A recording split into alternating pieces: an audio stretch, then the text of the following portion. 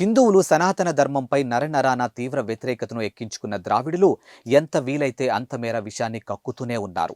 ఇక తమిళనాడు వ్యాప్తంగా ఇటీవలే జరుగుతున్నటువంటి పరిణామాలు చూస్తుంటే ఓ ప్రణాళికాబద్ధంగా హిందూ వ్యతిరేకతను స్థానిక ప్రజల్లో ఇంజెక్ట్ చేస్తున్నారని అర్థమవుతోంది. ఆ మధ్య తమిళనాడు మంత్రి ఉదయనిధి స్టాలిన్ సనాతన ధర్మాన్ని నిర్మూలించాలంటూ చేసిన వ్యాఖ్యల నుంచి మొదలైన ఈ విష ప్రచారం ఇంకా కొనసాగుతూనే ఉంది.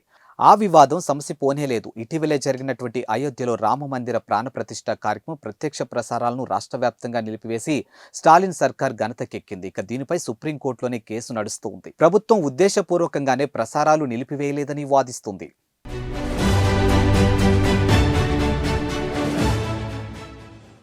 మరోవైపు డీఎంకే ఆధ్వర్యంలో ఇటీవలే నిర్వహించినటువంటి సభలో అర్ధనగ్న నృత్యాలు ప్రదర్శించడంతో పాటు నాటకాలు ప్రదర్శించి బ్రాహ్మణులను తక్కువ చేసి మాట్లాడారు.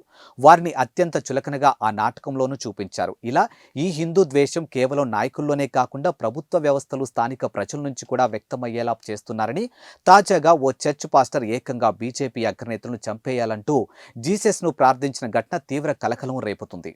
దయచేసి మోడీని చంపండి, దయచేసి అమిత్ షాను చంపండి, ఇక నిర్మలా సీతారామన్ను చంపండి, యూపీ ముఖ్యమంత్రి యోగి ఆదిత్యనాథ్ను చంపండి, ఇక దయచేసి మమ్మల్ని ఆశీర్వదించండి, ఈ దేశాన్ని రక్షించమని మేము మీకోసం ప్రార్థిస్తున్నాము, దయచేసి మన దేశాన్ని రక్షించండి మరియు ఈ దేశంలో మార్పు తీసుకురండి, సువార్త మనలోకి ప్రవేశించి మనల్ని మరింత శక్తివంతం చేస్తుంది, ఇక మీ అగ్ని ఈ భూమిని కాల్చాలి, ప్రార్థన యొక్క అగ్నిగోళాన్ని మాపైకి పంపండి అంటూ సదరు పాస్టర్ మోకాళ్లపై నిలబడి తమిళలో ప్రార్థన చేశారు. ఇక దీనికి సంబంధించి 90 సెకండ్ల వీడియో క్లిప్ ఒకటి సామాజిక మాధ్యమాల్లో వైరల్గానూ మారింది. ఈ వీడియోను ఎన్ఐఏకు, హెచ్ఎంఓకు ట్యాగ్ చేశారు.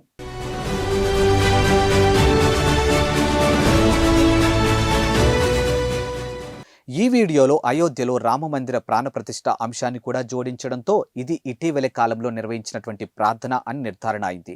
ఇలా బీజేపీ నేతల గురించి అక్కడి చర్చిలో ప్రార్థనలు చేయడం ఇదే తొలిసారేం కాదు. ఇక 2021లో జార్జ్ పొన్నయ్య అనే పాస్టర్ ప్రార్థన చేస్తూ ప్రధాని మోదీ, హోంమంత్రి అమిత్ షాలు తమ చివరి కాలంలో కష్టాలు అనుభవించాలనే అర్థంతో ప్రార్థనలు చేశాడు.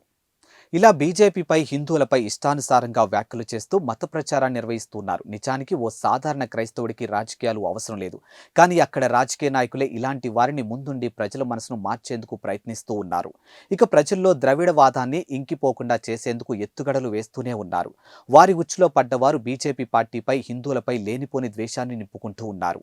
ఇలాంటి మత ప్రచారాన్ని అడ్డుకోవాల్సిన అవసరం ఎంతైనా ఉంది. ఇక మత ప్రచారం అనేది సమాజాన్ని నాశనం చేసే క్యాన్సర్ లాంటిదని వాదన ఉంది. సువార్త ప్రచారం అనేది హిందూ సంస్కృతికి తీవ్రమైన ముప్పని ఇలాంటి ప్రార్థనలు వింటే అర్థమవుతుంది. వ్యక్తుల మరణానికి ప్రార్థన చేయకుండా ఒక చట్టం చేసి నిరోధించే అవకాశం లేనే లేదు. కాబట్టి మత మార్పిడి నిరోధక బిల్లు వెంటనే తీసుకురావాలని డిమాండ్పై మళ్లీ తెరపైకి వచ్చింది.